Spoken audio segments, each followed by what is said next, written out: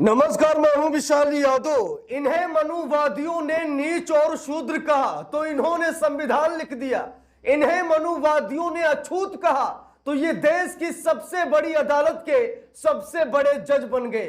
दोस्तों, justice B R. Gavai का एक ताजा बयान सामने आ गया है, जहां पर वो खुद बता रहे हैं कि मुझे ना जाने कितनी बार अछूत कहा गया, ना जाने कितनी बार मेरे साथ भेदभाव किया गया, लेकिन उसके बाद भी आज बाबा भीमराव अंबेडकर साहब की वजह से देश की सबसे बड़ी अदालत का सबसे बड़ा जज यानी कि सबसे बड़ी संवैधानिक पद पर हम बैठे हुए हैं। दोस्तों, एक नजीर बन गए हैं, दलितों के मसीहा बन गए हैं justice B R. Gavai.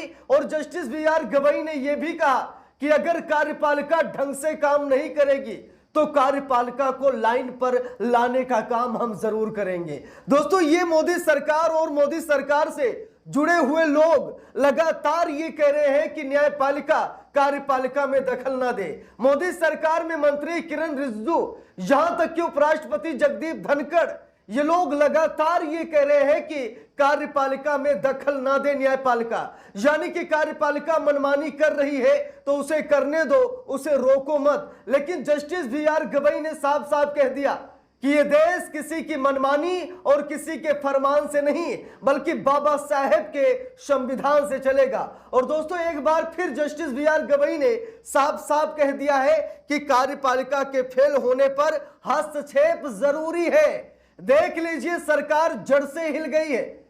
Justice B R. Gavai ने साफ साफ कहा कि कार्यपालिका के फेल होने पर हस्तक्षेप जरूरी है। सीजीआई बोले जुडिशियल एक्टिविज्म जुडिशियल टेररिज्म ना बने।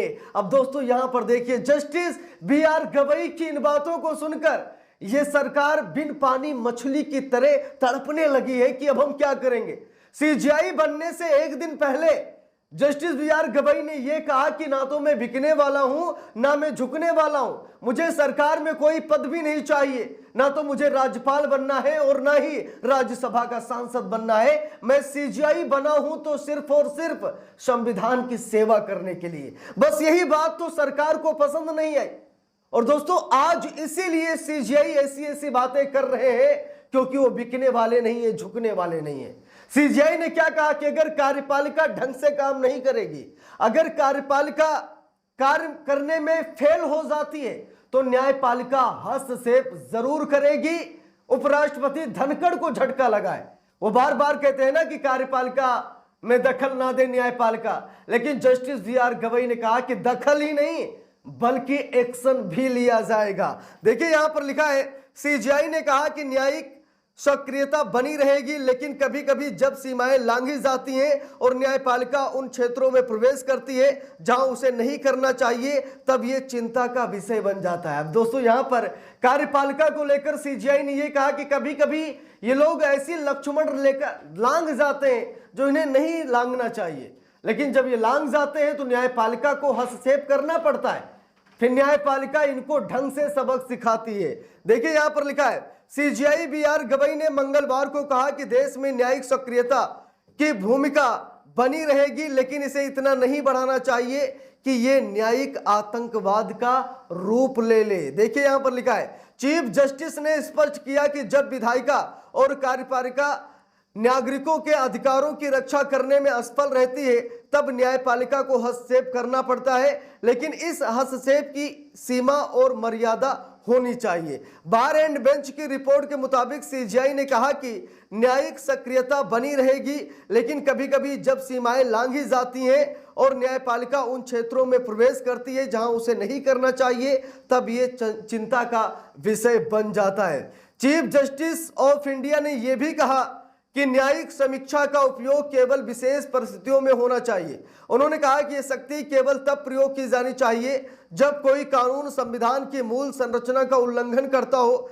या किसी मौलिक अधिकार के प्रतिकूल हो, या वो जब पूरी तरह मनमाना व भेदभावपूर्ण हो। दोस्तों, यहां पर देखिए, सीजीआई ने मोदी सरकार को झटका दे दिया है। सीजीआई ने साफ साफ संकेत दे दिया कि सरकार वो कानून कभी नहीं ला सकती, कभी नहीं पास करा सकती जो कानून संविधान को चैलेंज करता हो, जो कानून लोगों के मौलिक अधिकारों का हनन करता हो, वो कानून जो सरकार का मनमाना हो, वो कानून जो भेदभावपूर्ण हो, वो कानून कभी भी देश में लागू नहीं हो सकता।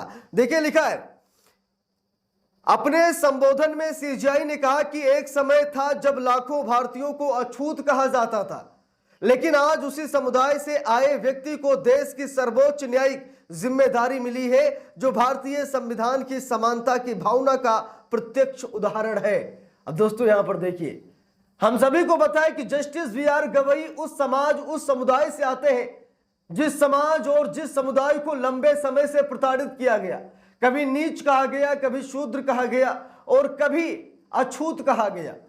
आज भी कई ऐसे शहर हैं, कई ऐसे गांव कस्बे हैं जहां पर अभी भी दलितों के साथ भेदभाव किया जाता है, और जस्टिस वी.आर. गवई इसकी एक मिसाल बने हैं, जहां पर जस्टिस वी.आर. गवई ने कहा कि मैं उस समाज से आता हूं जिस समाज को अछूत कहा जाता है, लेकिन आज उसी समाज से निकलकर हमने देश की सबसे बड़ी अदालत का सबसे बड़ा पद ले लिया है, तो इससे अपने आप को कमजोर नहीं समझना है।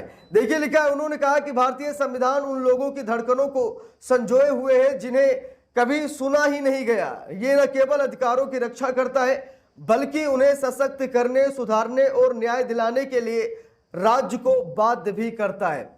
लिखा है यहां पर, सीजेआई गवई ने डॉक्टर भीमराव अंबेडकर के विचारों को उदाहरण के तौर पर पेश करते हुए कहा कि लोकतंत्र तभी टिकाऊ होता है जब सत्ता केवल संस्थाओं के बीच ही नहीं बल्कि समुदायों के बीच भी वितरित हो। सीजेआई के ये बयान उस व्यापक बहस के बीच आए जिसमें यह सवाल उठाया जा रहा है कि क्या न्यायपालिका अपने अधिकार क्षेत्र से बाहर जा रही है। ऐसे में सीजेआई के विचार न्यायपालिका की भूमिका, उसकी सीमाएं और उसकी जिम्मेदारियों को लेकर एक संतुलित दृष्टिकोण पेश करते हैं। तो दोस्तों यहां पर जब सीजेआई से यह पूछा गया कि क्या न्यायपालिका अपनी सीमाएं लांघ रही है, क्या न्यायपालिका को कार्यपालिका में दखल देना चाहिए, इस पर जस्टिस वी.आर. गवई ने साफ साफ कहा कि जब कार्यपालिका अपने कामों में फेल होगी, जब कार्यपालिका ढंग से काम नहीं कर पाएगी, जब कार्यपालिका संविधान को उल्लंघन करेगी, लोगों के मौलिक अधिकारों का हनन करेगी, मनमाना कार्य करेगी, भेदभावपूर्ण काम करेगी, तो भैया न्यायपालिका हाथ पर हाथ रखकर नहीं बैठेगी, बल्कि न्यायपालिका एक्शन लेगी। तो ऐसे जज को सलाम, ऐसे जज लाखों में एक बार मिलते हैं, कई सीजेआई बने, लेकिन जस्टिस वी.आर. गवई जैसा कोई नहीं। तो मैं सलाम करता हूं सीजेआई जस्टिस वी.आर. गवई को।